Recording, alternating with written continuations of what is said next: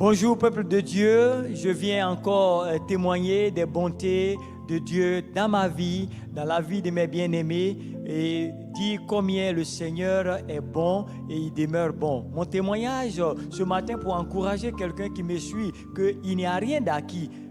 Chaque jour, notre vie, c'est une grâce. Si nous avons le souffle de vie, c'est une grâce. Si nous arrivons à parler, c'est une grâce. Si nous arrivons à nous mouvoir, c'est une grâce. Tout est grâce. C'est pourquoi je me réjouis et j'aime dire que ma vie est un témoignage parce que j'aime m'appuyer sur le psaume 124 qui nous parle que n'eût été la main de l'Éternel quand les hommes se soulevaient contre nous, les eaux nous auraient engloutis et nous envahis. Donc chaque jour, c'est un psaume qui me plaît parce que les croyants et les non-croyants aussi utilisent ce psaume-là. Mon témoignage ce matin, c'est que quelques années en arrière, j'avais sémé dans la vie d'un frère qui ne connaissait pas le Seigneur.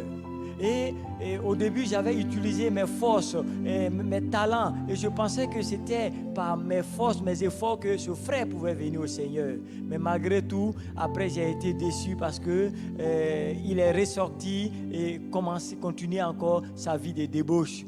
Et plus devant,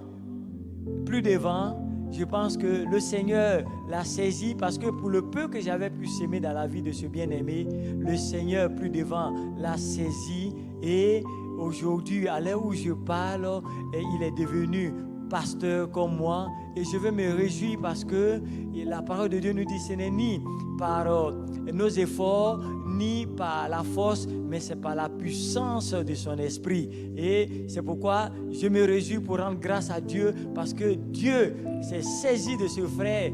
À l'heure où je vous parle, ce frère aujourd'hui a donné sa vie au Seigneur.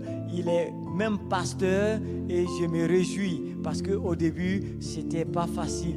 Et donc, c'est les bontés de Dieu que je veux vraiment témoigner pour encourager à quelqu'un, pour dire que le Seigneur est toujours au contrôle. Il nous demande seulement d'apporter la bonne nouvelle et puis lui, il fait le reste. Nous avons des sémences, la sémence de sa parole et que nous devons s'aimer dans la vie des personnes. Le reste, ce n'est pas nous qui le faisons. Nous pouvons planter, nous pouvons arroser, mais celui qui fait pousser, c'est Dieu. Et c'est pourquoi je veux me réjouir et je veux rendre grâce à ce Dieu-là parce qu'aujourd'hui, je suis plus que heureux pour le fait que c'est une âme qui a été gagnée et je bénis le Seigneur pour m'avoir utilisé comme canal afin de ramener cette personne à elle.